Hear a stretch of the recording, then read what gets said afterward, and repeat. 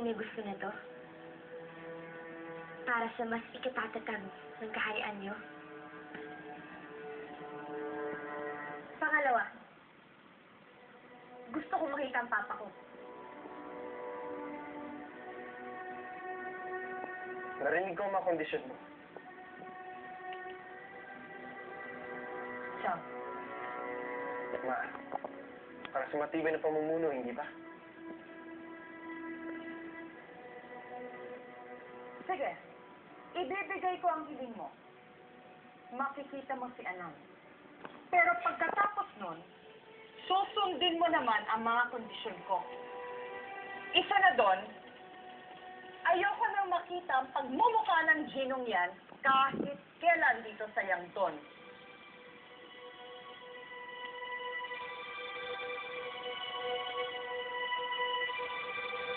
Paninindigan ko ang suporta ko kay Miguel. Kung tatanggap ko ang lahat ng yan para sa pagmamahal ko sa kanya. At swerte kayo pag napatapon niyo ako dito. Sa bagay, hindi ko rin naman titigisin makita ang mga pagmumukha niya. How dare you? Ma, hindi na mahalaga si Gino. Ang mahalaga, Aria, kung nagkakasundo na ba tayo? May isang salita ako. Kung susundin niyo rin sana pinag-usapan natin. Kung ganon, ihanda ang kasal sa lalong madaling panahon.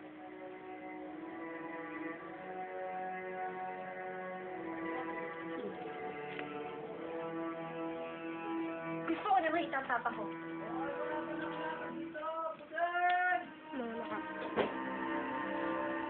Papa! Papa! Pagkatukan niyo ako dito! Buksan niyo to! Buksan niyo to! Papa! Sabi ko, buksan niyo to!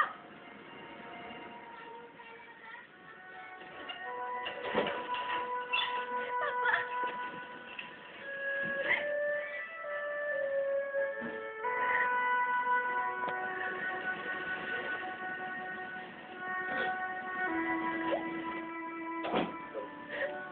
Paano ginawa nila sa'yo?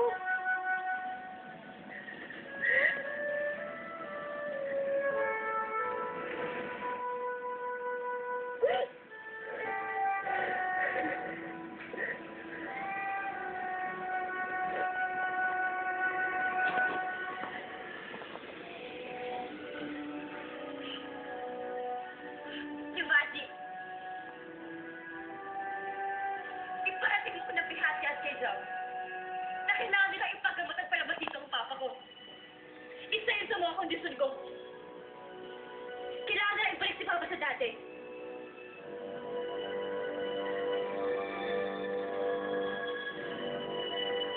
Anong ginawa mo sa papa ko? Anong ginawa mo sa kanya? Gusto mo malaman kung bakit binuhay ko pa siya? Dahil gusto kong makita mo kung paano mabuhay ng walang buhay. Isang utos ko lang, mamamatay siya. Huwag yung gagawin yun! Maawa na kayo sa kanya! Maawa? Alam mo ba kung anong ibig sabihin ng awa? Yung maawa? Noon kaming nagmakaawa sa inyo. Anong ginawa niyo sa amin? Itinapon niyo kami sa isang kaharian na ninakaw ninyo.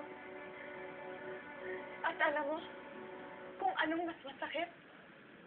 Ninakaw mo pa rin ang anak ko.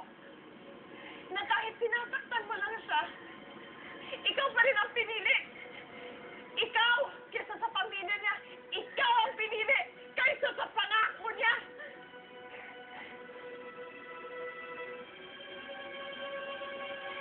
Kaya dapat lang lahat ng ginawa ko kay Isabel. Dapat lang yun.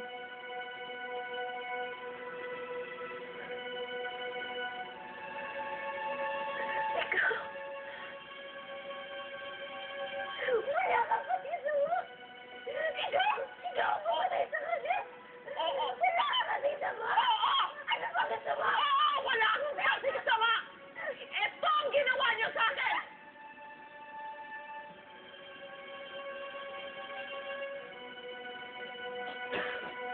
Joe.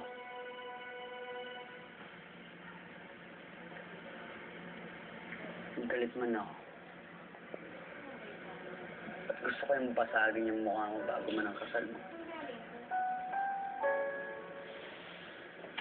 Pero alam kong mali yun. Dahil tama si Mikay. Hindi ito tungkol sa pansariling kaligayahan. Gusto na akong dasyo. At may tungkulin ako sa'yo doon. Kaya itong gagawin namin, para sa kapayapaan. Makinig ka na mabuti. Magsisimula sa kasalang kapayapaan, Gino. At sisiguraduhin ko yan. Alagaan mo siya. Mahalin mo siya. Dahil kung hindi, babalikan kita dito. Babasagin ko yung mukha mo.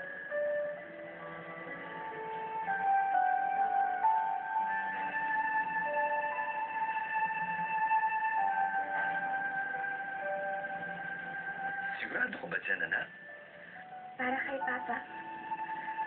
At para po sa mga tagayang doon. Handa ko pong isakripisyo ang lahat.